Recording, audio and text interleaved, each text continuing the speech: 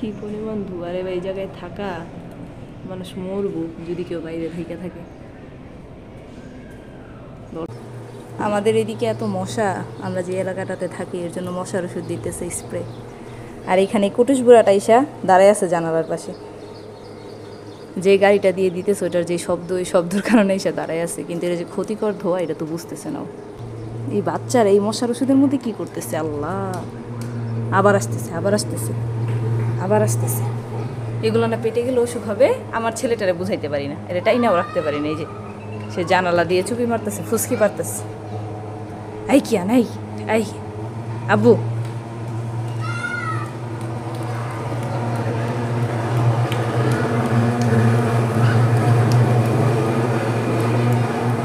বাচ্চাদের কি আনন্দ, ওরা তো আর বুঝতেছে না যে এটা মশা মারার জন্য দিছে, ক্ষতিকর।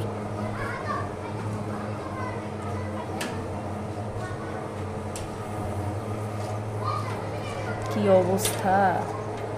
এটা হলো আমাদের ঘরের নর্মাল আবহাওয়া, আর এটা হলো বাইরের ধোঁয়াওয়ালা আবহাওয়া।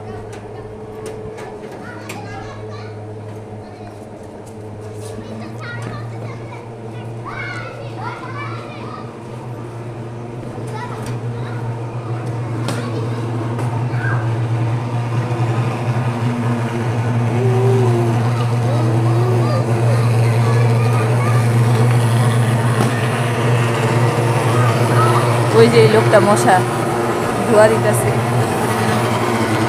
ওই যে লোকটা।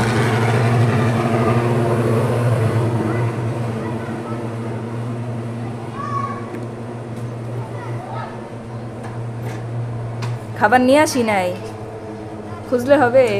তুমি এখানে এসে দাঁড়ায় আছো, আমি খাবার দিব কিভাবে? কয়বার করে দিতেছে ভাই। এদিকে এত মশা, মানে ওষুধ স্প্রে করতেছে সরকারের তরফ থেকে মশা মারার জন্য। মেবি স্প্রে দেওয়া শেষ, এদিকে আর আসবে না।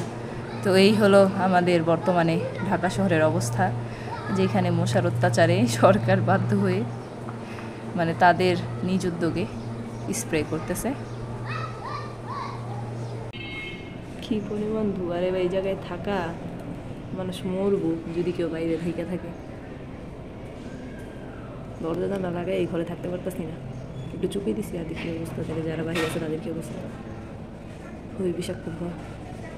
বাট কিছু করার নাই, ডেঙ্গু থেকে তো ভালোই।